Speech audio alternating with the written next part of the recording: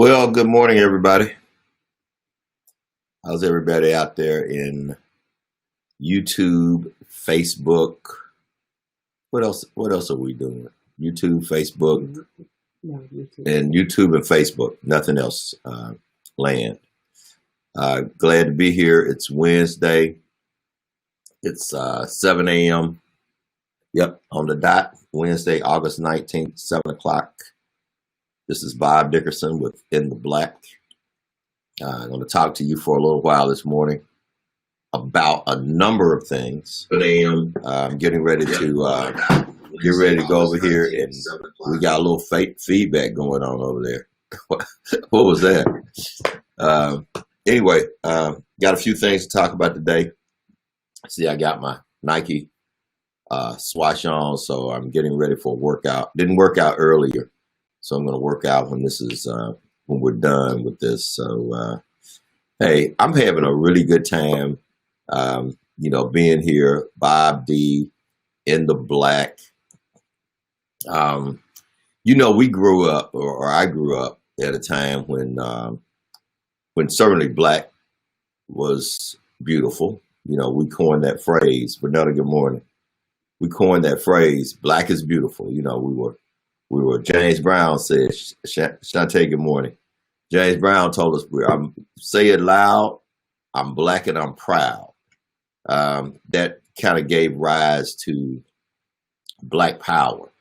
And I'm saying all this, I came up with the Nthblk, and you see, I just kind of spelled it a little bit different. It wasn't that I don't know how to spell and I wasn't lazy, but I wanted it to kind of stand out. But I started Nthblk when we started our countdown radio program, the Myriad Gospel Music Countdown. And it's on about 80 stations. You can go on gospelcountdown.net if you want to listen to the current show and even some of the past shows and even some of my commentaries. But I came up with Nthblk because, normally black is something negative. I mentioned this before. You have Black Sunday, a black lie. In the movies, the hero always wore white and the villain always wore black. So, Marcus, good morning. But the only time in the annals of literary circles, the time that black meant something good was when you looked at your financial statement. Priscilla, good morning.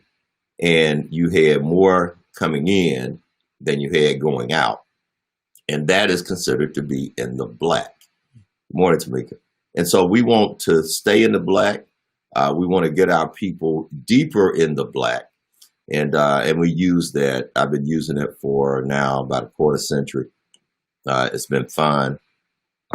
And I'll just let you know that Nthblk, the radio program, is coming back to the Voice America Radio Network on the first Wednesday of September. That may be the 3rd. I'm not.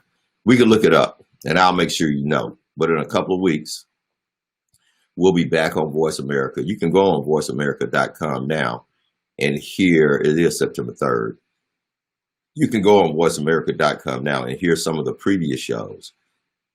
And we're talking about Blackonomics, the economic condition of black folks in America, understanding that it's been skewed by, and it's actually been guided by some things that happened to us. And we know that 400 years of disenfranchisement, of 250 years of slavery, chattel slavery, and after that the last 150 years of being treated unfairly, discriminated against.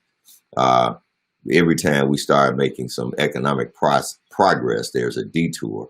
The most recent detours have happened all within the past 10 or 12 years. James, good morning. A detour that took wealth out of our communities when we had a crash of the housing market.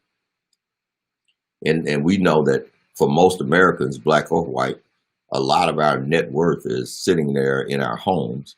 And so when you depress the housing market, then you take away a lot of our wealth. And then this last pandemic is hurting us even further.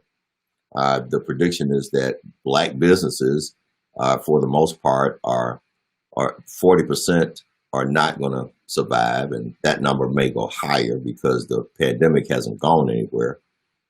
Partially thanks to our attitudes and our really poor decision making, at the highest levels of government, and we'll get back and talk about that.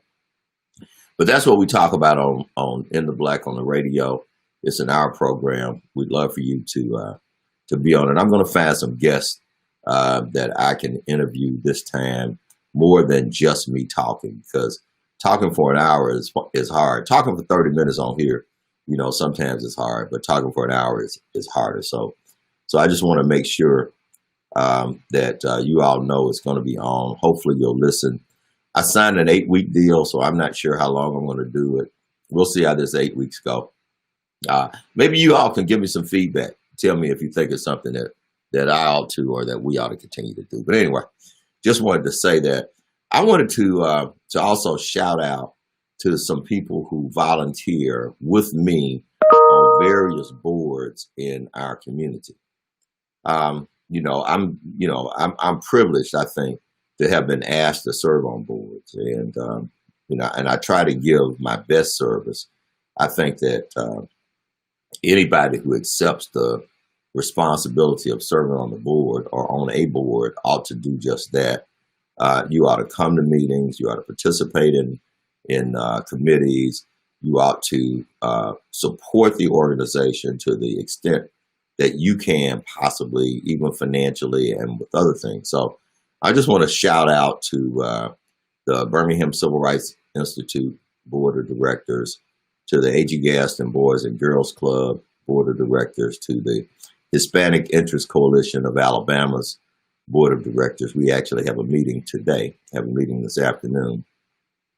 To the Fair Housing Center, the Fair Housing Center of Northern Alabama, to its Board of Directors, to the Hub CDC's Board of Directors, and to, of course, the board I chair, the National Board, the National Community Reinvestment Coalition, where we're doing quite a bit of good work around economic justice, around fairness in not just the economy, but fairness in housing, around policing banks and other lenders to make sure that they are doing what they're supposed to do as it relates to the Community Reinvestment Act. So I'm very proud of all that work that the organizations that I'm affiliated with are doing, in addition to the folks that I work with,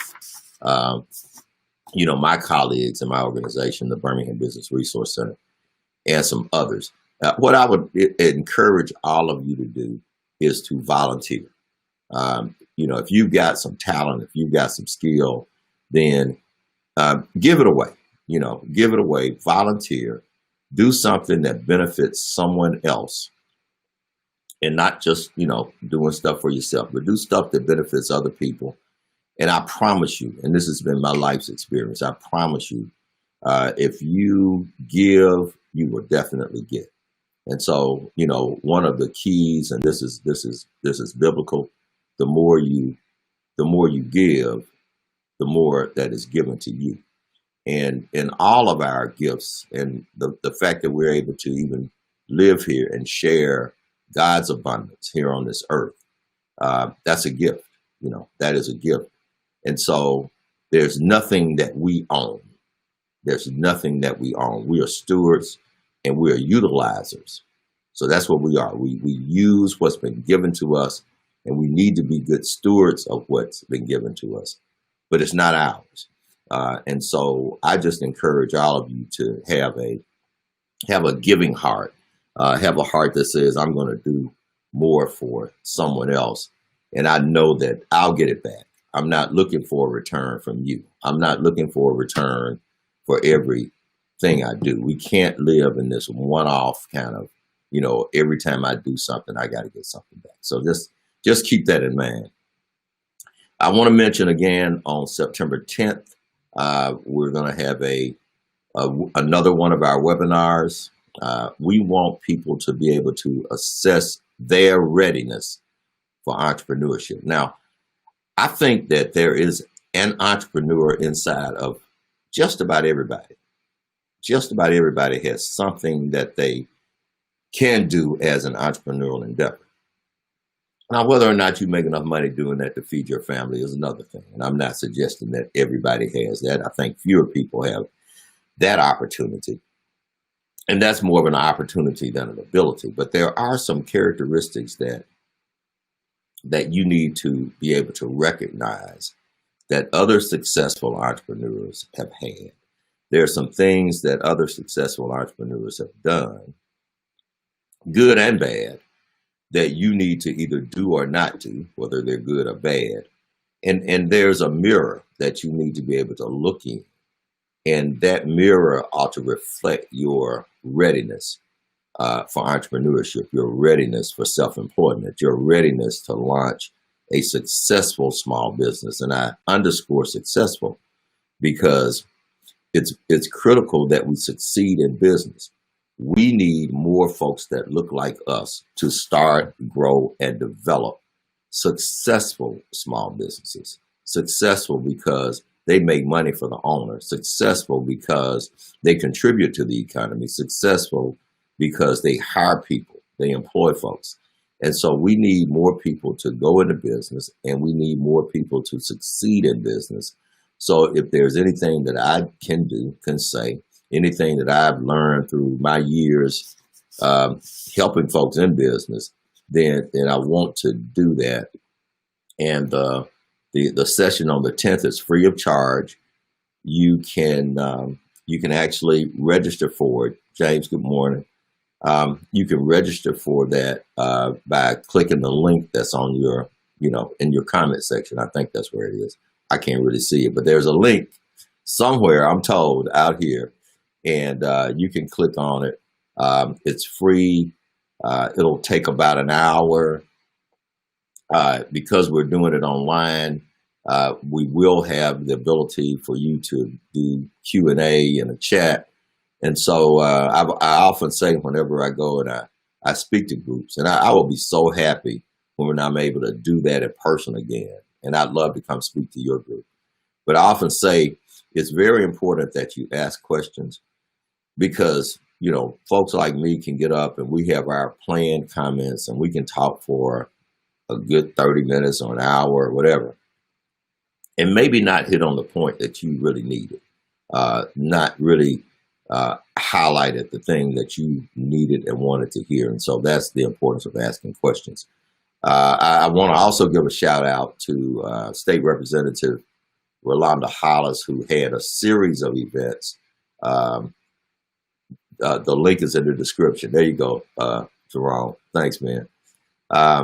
One of our leading entrepreneurs and photographers, Derek Jerome Smedley, just gave me a hint or gave me some information. So thanks for being out there listening and looking. But she had a series of Representative Rolanda Hollis had a series of workshops, and I was just really honored to be on one where we talked about business. It was real talk about business, real talk about business to people who are in business, to people who want to go into business, about the things that you have to do as a business owner, record keeping, being able to pay, filing and paying taxes, understanding that you always need help, being willing to budget money for help in the areas of the legal matters, financial matters, HR matters, some of the things that we don't necessarily know how to do. If we know how to do a thing, to run a business as an architect, engineer, mechanic, restaurant owner, you name it, we might not really know accounting. And if you don't really know accounting, well, you better have somebody on your team that does. That's what keeps you out of trouble and what keeps you in business. So I was really happy that that Representative Hollis got me to do that. And I mean, it was a great setup. Clarissa Kenty and her organization set up the video. And it was, honestly, it looked like we were on CNN. I promise you, it looked, the set and the way it was set up, it made me feel, and it looked like when I look back at the replay with the lighting, like we were, in any big time television studio. So I was really proud of him. So anyway, let me mention the A.G. Gaston, A.G. Gaston Business Institute.com business directory. Be sure to go on, register your business. People are collecting lists now. I'm going to talk a little bit about this collecting of lists. I'm somewhat concerned that now in the aftermath of George Floyd, and a lot of folks saying, "Oh, I didn't know that you all had been discriminated against. Oh, I didn't know that black business was only doing 1/2 of 1% of the business in Birmingham and just less than 1% in the state. Oh, I didn't know that. So, let's quickly do something about it." And I say that with emphasis because this problem cannot be solved by us just quickly doing something about it. Now, I think it's good that we're quickly doing something about it, but that's not all. So it's just not about getting a list of black companies and trying to figure out a way to give them all some business right quick so they can go away. No, it's about a systematic approach that is strategic in nature, that will grow black business to a more substantial place and grow more black businesses to a more substantial place. That is very important. And none of us as business owners and business people and advocates and folks who run organizations need to get suckered into the quick fix. It wasn't a quick problem. The problem that we are having is not something that happened overnight. And it's not something that's going to be fixed in a year or two. We need a commitment from major corporations, from major stakeholders in our community and communities across this country to not just fix the problem quickly, but to create systems that allow black people to grow, that allow black people to grow wealth. Wealth is what you use to as leverage to go into business. So the less wealth you have, the less leverage you have, the less money you can get, the smaller your company. And small companies, the smaller a company, the more endangered. That's fact. That's not just me talking. That's fact. So Ursula and Yolanda, good morning. This is very important that we not allow ourselves to get tricked by the quick fix. Okay? Let's don't get tricked by some quick fix. The problem has been brewing for years. I started the Birmingham Business Resource Center 25 years ago. 25, and the problem had been recognized even before then. And so when I got out of college, there was an office of the Office of Minority Business Enterprise. It came out of the government. And I've been out of college almost 50 years. So this is not a quick problem. This is not a problem that hadn't been around. It's just a problem that's been ignored. And so it's been ignored. The roots of the problem are deep. And so it's very important that we understand that if we're going to dig it up by the roots, we need excavation equipment. A shovel isn't going to get it. Okay. We need a backhoe or a series of backhoes or a fleet of backhoes, just to use that analogy. So I just want to make sure that you all say this. I saw this and I thought it was interesting, and it's kind of going to lead me to what I'm going to say before I let you get out of here. But it was kind of cute and funny and true. And of course, it's talking about 45. And Regina, good morning. Sonia, good morning. And you all know, I mentioned it in a quick post last week. It's so important that we go vote. And all this business about whether Kamala was your choice or whoever it was, Donald Trump cannot be our choice. Donald Trump cannot continue to be president of the United States, or we're not going to know this country. We're not going to know the country. And so, I don't care whether you're motivated by Kamala or motivated by Biden, just be motivated against Trump. It doesn't really matter. We have got to get America back to this more normal sense where the country is operating in a sensible way, because we're in a sensible way, and it's really frightening.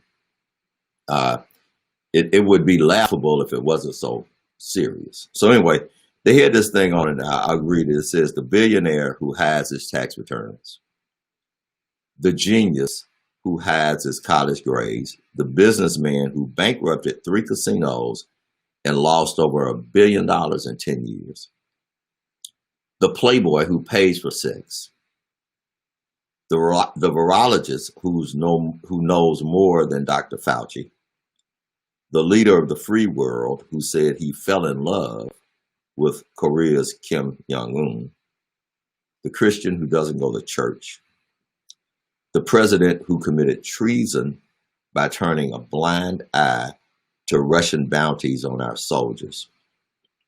What's up, Robert? Regina. The unifier who calls white supremacists fine people, the philanthropist who defrauds charity, the patriot who dodged the draft 5 times, the innocent man who refuses to testify, the president who takes no responsibility, the tough, strong man who wears makeup and hairspray, the deal maker, as close deal. This is the president of the United States who's claiming that he is making America great. So no matter how you look at it, America is at a crossroads, folks. We can usually say this about every election. We've said it before, and but it's never been more true now. This is the most important election of our lifetime. The most important election of our lifetime. And I've been alive for, almost 70 years. And this is the most important election of our lifetime. Trump got elected, he did. That says something about our country. And it says something about all the people who think that's okay. Or all the people who have a dog in the hunt that are helping themselves. It's not that he's helping them. While he's doing all the stuff that he's doing, they're helping themselves to our money. If we're not careful, we'll have an apartheid so that it won't matter when brown people outnumber white people in terms of being able to vote. In apartheid, the few rule the many. And so we've got a man who's in there, sexual predator, failed businessman, ill-equipped to lead this complex and this complex nation. He got elected. 20,000 lives later, he's the incumbent. He's running again. The elections in Russia and Belarus is the one that we're seeing in the news now. These are elections where the dictators put their thumbs on the scale to skew, tilt, cheat, so the outcome favors them. That doesn't happen in America. At least not yet, anyway. Okay? But America's changing. The politicals are just that. They're just politicals. There are far too many statesmen. If we had statesmen in our elected offices, then I dare say that Trump would not be there anymore. I think he's done enough to have been impeached and removed and perhaps prosecuted, even in less than 4 years. He's done enough to be impeached, removed, and perhaps prosecuted. But our politicals are just political. They're just political. They're not statesmen. They are not for the people. And we say we have a government that is for the people, by the people, and of the people. Well, it's certainly not for the people right now. And I'm not sure that it's by the people, because the politicals are owned by these corporate government ownership folks. The folks that raise the money, the folks that tilt the scales, the folks that get everything that they want out of government and really don't care what happens to everyday American people. Carnell, good morning. And so these politicals, these people who have strong political views, and you might say I have strong political views, I'm just not a politician. They are the folks that we need to worry about. But we have to turn out. The people have to turn out, and we've got to convince other people to turn out. And truth be told, we've got to talk to folks that don't necessarily align with everything that we agree with, to understand that this is important. I think Joe Biden is right. I think this election is for the soul of America. And I'm just encouraging all of you to get out and vote. I am so proud that that Biden chose a black woman, a woman of color, to be a vice president, but not just because she's a woman of color, because she's qualified, because she's smart. And so I think that that's important. Hopefully, if that's what it takes to float your boat and make you go out and vote, then great, go out and do it. But find a reason to make sure that you are involved politically this time and every time. This is, again, the most important election of our lifetime. We're seeing voter suppression in broad open daylight. I mean, this is this ain't the poll tax or counting the number of jelly beans in a jar, but it's more sophisticated than that. You know, it's suppressing votes by fooling with the post office in this pandemic, by closing polling places, by doing all kinds of devious things that can make sure that we tilt the scales like they do in Belarus and like they do in China and like they do in Russia. Is this what America is becoming? And unfortunately, this Republican Party has changed. It's not the party it's not the party of Eisenhower. It's not even the party of Reagan. And I know that folks hold Reagan out as a hero, and I guess to a lot of folks he is, but Reagan was the one who set up the failure of the middle class, in my opinion. He believed in trickle-down economics. Well, if it's going to take 200 years for it to trickle down, it's not going to benefit me. And at this rate, 50 years later, hadn't a whole lot trickled down. So I'm not really sure when the trickle is supposed to start.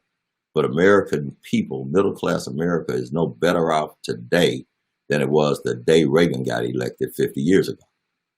And so that trickle-down theory didn't work. And the Republican Party has changed even from that. It's the party of Trump. It's the party of white nationalists. It's the party of the KKK. It's the party of propagandists and conspiracy theorists. That's what I see. You can post, Jacqueline, good morning, Brenda, good morning. You can post if you feel different. And so the only major party that seems to be making any sense now are the Democrats.